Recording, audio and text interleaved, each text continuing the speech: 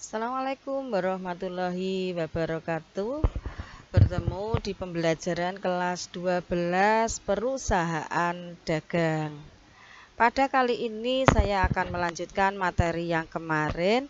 Kalau kemarin kita sudah membahas tentang jurnal umum dalam perusahaan dagang, sekarang menginjak ke materi berikutnya adalah jurnal khusus.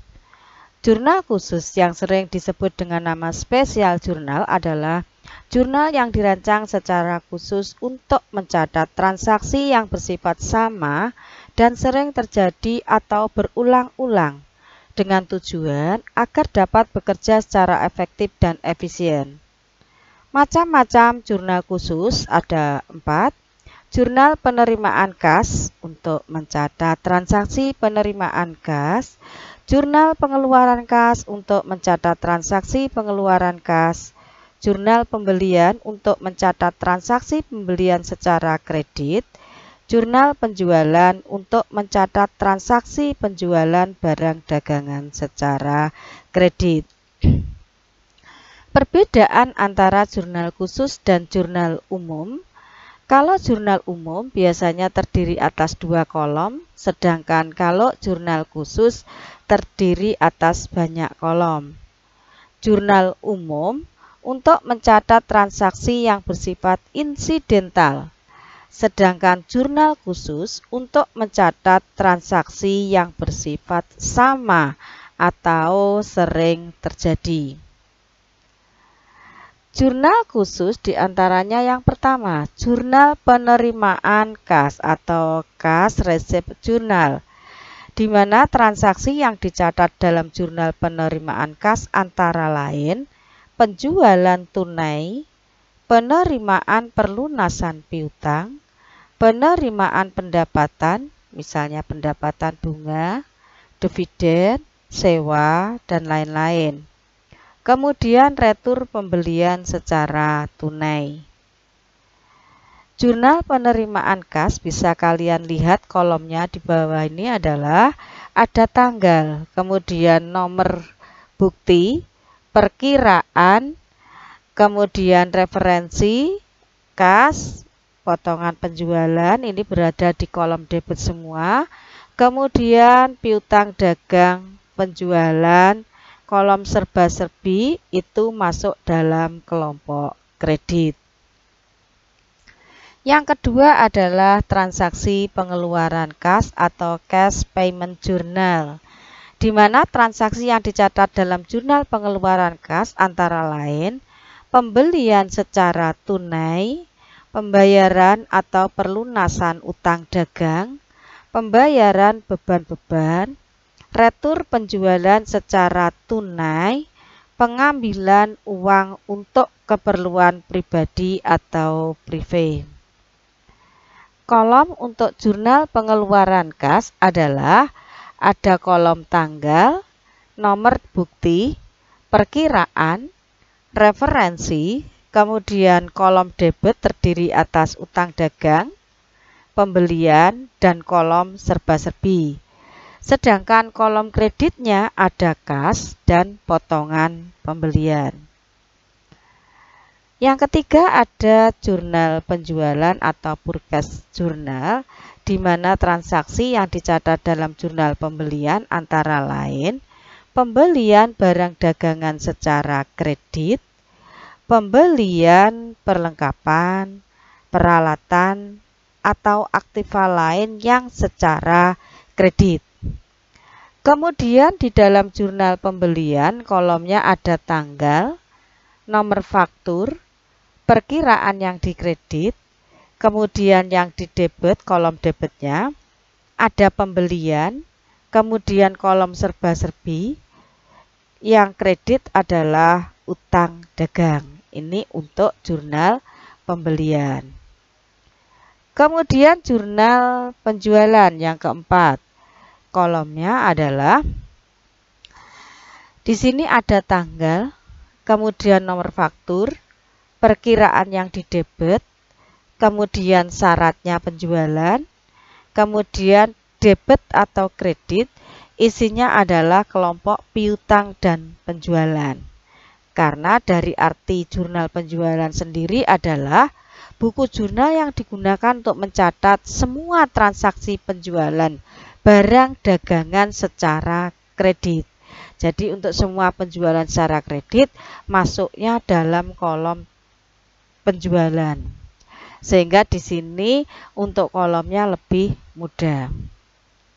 Kemudian jurnal umum atau general journal. Dalam suatu transaksi yang tidak dapat dimasukkan ke dalam jurnal 4 tadi, jurnal khusus tadi, penerimaan, pengeluaran kas, pembelian, dan jurnal penjualan, maka akan dicatat dalam jurnal umum. Jurnal umum atau jurnal memorial adalah buku jurnal yang digunakan untuk mencatat semua transaksi yang tidak dapat dicatat dalam keempat jurnal khusus di atas. Transaksi yang dicatat dalam jurnal umum antara lain transaksi lain yang tidak dapat dicatat dalam jurnal khusus, misalnya pembelian, retur pembelian kredit, retur penjualan kredit, perubahan utang atau piutang menjadi wesel, dan lain-lain. Kemudian AJP atau ayat jurnal penyesuaian, ayat jurnal koreksi, ayat jurnal penutup, dan ayat jurnal pembalik. Ini semua masuk dalam jurnal umum. Adapun bentuk kolom untuk jurnal umum, ada tanggal, ada keterangan, ada referensi, ada debit, ada kredit. Secara praktis, pencatatan transaksi ke dalam jurnal khusus dapat dilakukan sebagai berikut. Jurnal penerimaan kas. Maka pencatatannya yang didebit adalah kas dan potongan penjualan.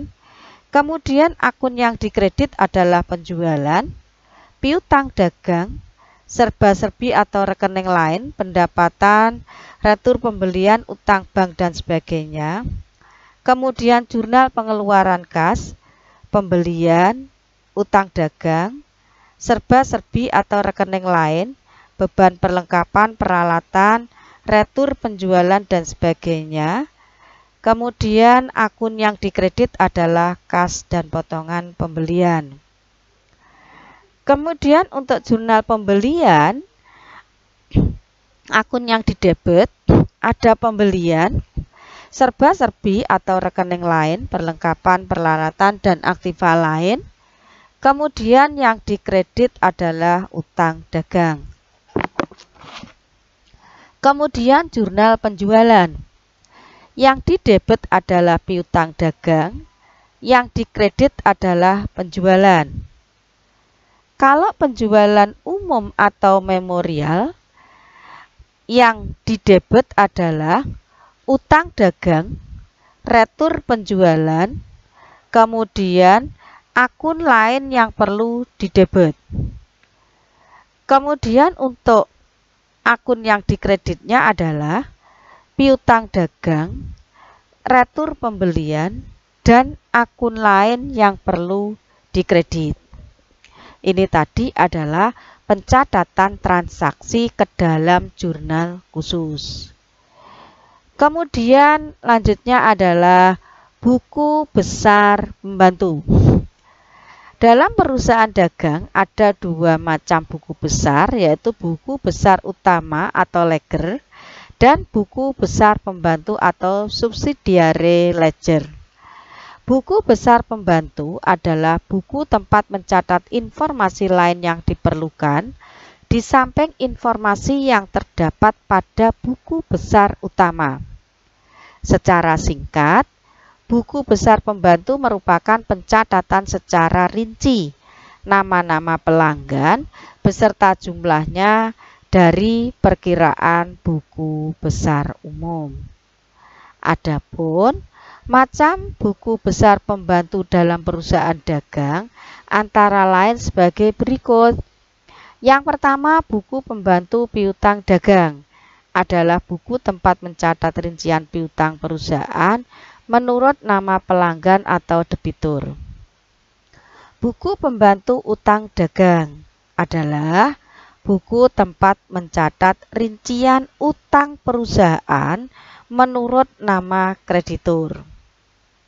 Buku pembantu persediaan barang dagangan adalah buku tempat mencatat secara rinci persediaan barang dagangan, baik jenis, jumlah, harga per unit, maupun harga pokok secara keseluruhan. Perkiraan kontrol atau buku besar umum.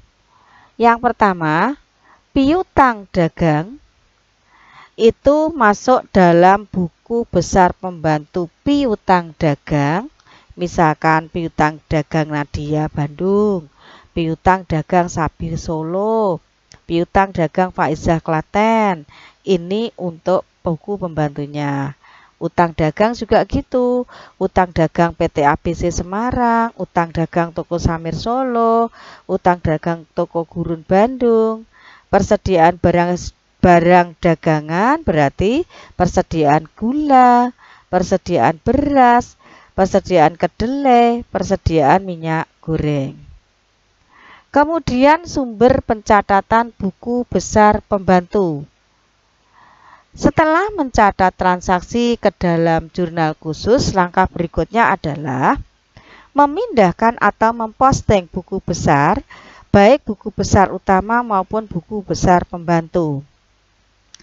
Nah, untuk kali ini kita hanya akan bahas sumber pencatatan buku besar pembantu piutang dagang dan buku besar pembantu utang. Sumber buku besar pembantu piutang dagang itu bisa dari bukti transaksi penjualan kredit atau jurnal penjualan. Kemudian bukti transaksi retur penjualan atau jurnal umum. Bukti transaksi perlunasan piutang atau jurnal penerimaan. Ini untuk sumber buku besar pembantu piutang dagang. Kemudian sumber buku pembantu utang dagang, bukti transaksi pembelian kredit atau jurnal pembelian. Kemudian bukti transaksi retur pembelian atau jurnal umum, bukti transaksi perlunasan utang atau jurnal pengeluaran kas. Kemudian bentuk buku besar pembantu. Buku besar pembantu dalam perusahaan dagang sama dengan buku besar yang lazim digunakan, yaitu bisa menggunakan bentuk perkiraan huruf T dan bentuk kolom atau saldo. Sementara itu, pencatatan transaksi ke dalam buku besar pembantu dilakukan setiap terjadi transaksi keuangan. Sedangkan untuk buku besar utama, pencatatan dilakukan sebulan sekali tiap akhir bulan. Setelah pencatatan ke dalam buku besar pembantu, langkah berikutnya disusun daftar saldo piutang dagang dan daftar saldo utang dagang. Penyusunan daftar saldo piutang dagang dan daftar saldo utang dagang bersumber dari data akhir atau saldo yang tampak pada buku besar pembantu piutang dagang dan buku besar pembantu utang dagang. Sedangkan untuk buku besar umum atau buku besar utama, buku besar umum atau buku besar utama adalah tempat mencatat seluruh perubahan harta, utang, modal, pendapatan, dan beban. Dengan kata lain, buku besar utama merupakan perkiraan kontrol atau perkiraan pengendali, dan buku besar pembantu merupakan rincian dari perkiraan kontrol.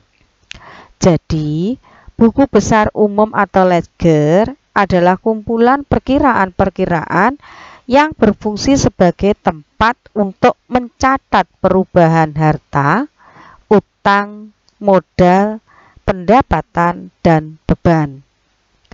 Pencatatan ke buku besar umum dilakukan secara berkala atau setiap akhir bulan berdasarkan jurnal khusus atau hasil rekapitulasi jurnal khusus.